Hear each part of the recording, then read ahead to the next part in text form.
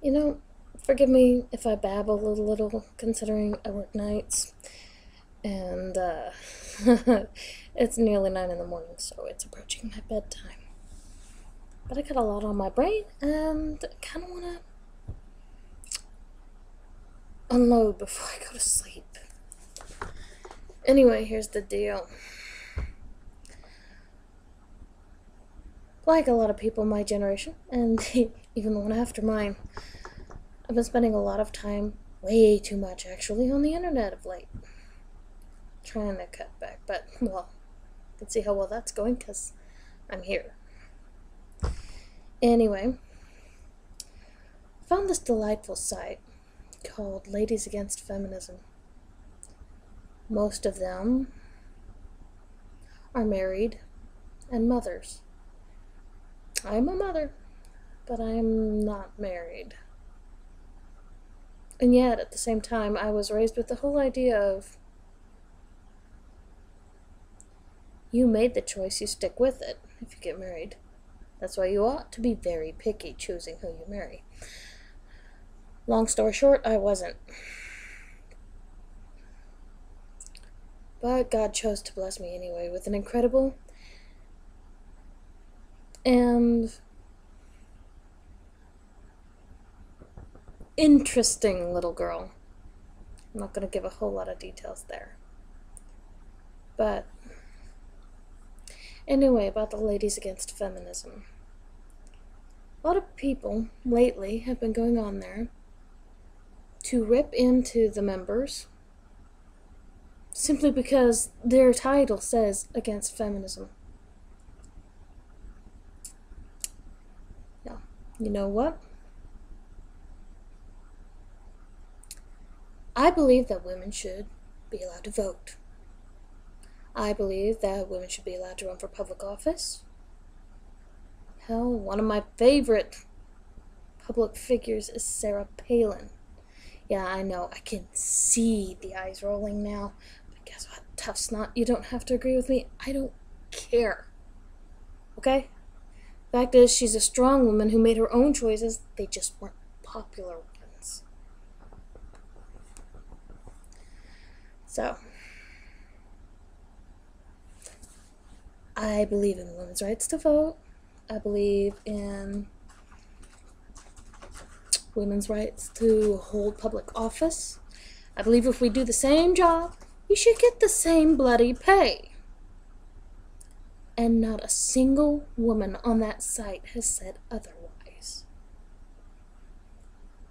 So, my dear feminists, just what is it you're objecting to? Well,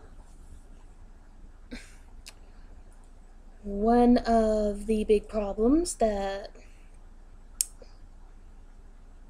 some feminists visiting the site lately have said, you know what, backtrack here.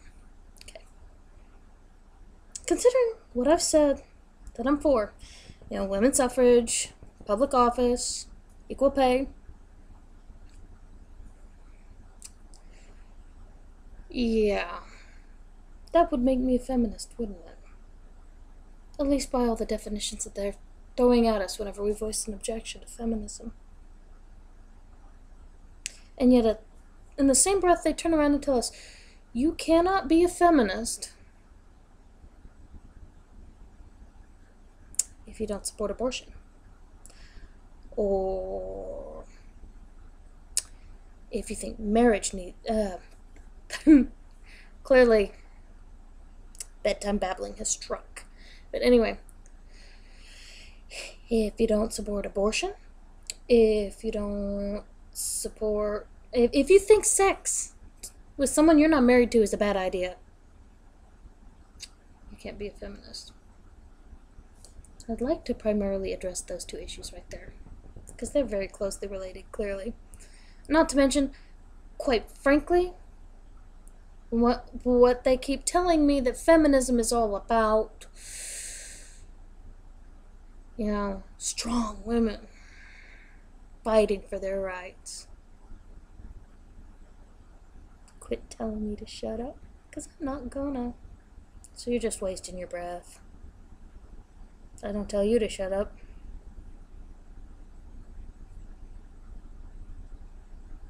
Anyway. When it comes to sex outside of marriage, without Christ's intervention, there's no way I could be considered Snow White there. Not saying I haven't made that mistake myself. I did. You know, and you could just practically see the cringing from some of you who actually have the nerve to watch this video, or the masochism to watch this video.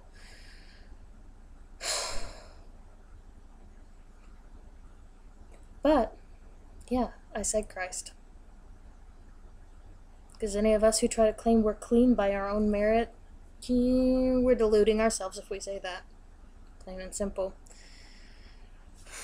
So sex outside of marriage. I would be inclined to say that if you are the type of woman who unzips her pants to any guy that catches her eye, that's willing to go there, you're not as feminist as you think.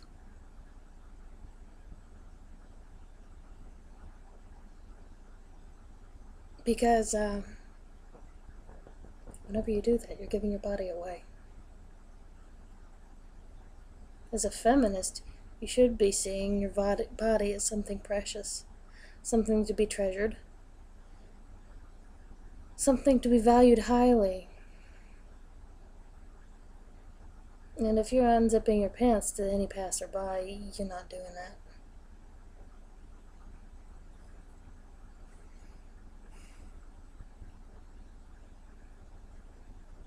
Which comes to abortion.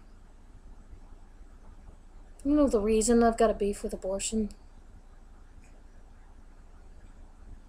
And yeah, I'll go far enough to say abortion should not even be allowed in the case of rape or incest. So I'll tell you right now, assault, rape, anything of that nature here in the United States at least, it's the perpetrator that has to do the time. Or face capital punishment or whatever, depending on what part of the country you're at. God thank you, I'm in Texas. Anyway.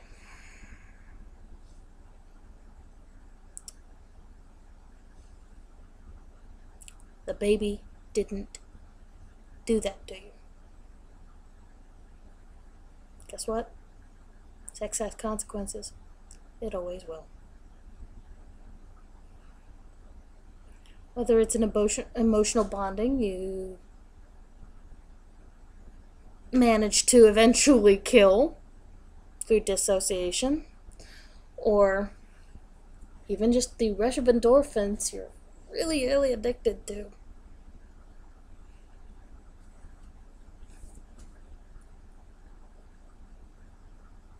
There's always going to be consequences to sex.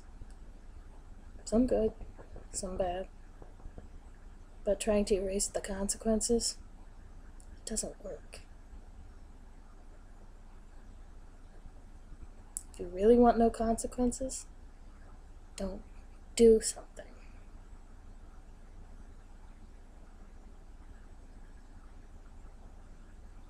There's so many people I've known who suffer over their lack of ability to have a kid.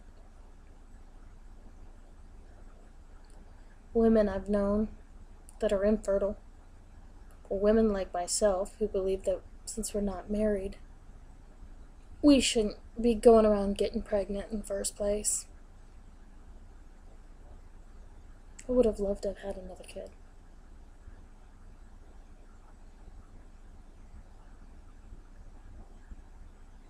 It's not going to happen. I know that. I mean, barring a miracle, but, I'm not one to dictate to God when he needs to be dishing those out. Learned that lesson the hard way. So,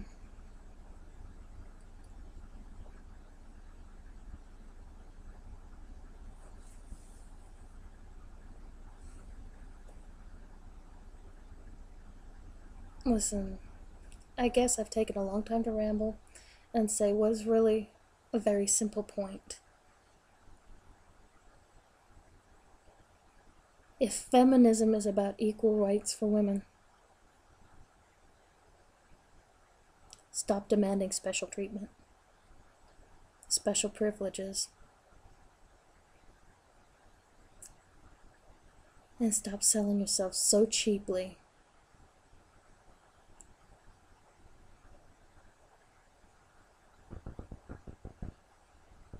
and murdering your children for an illusory escape from consequences. That being said, I love you, even if you hate my guts. Maybe I'll make more sense next time.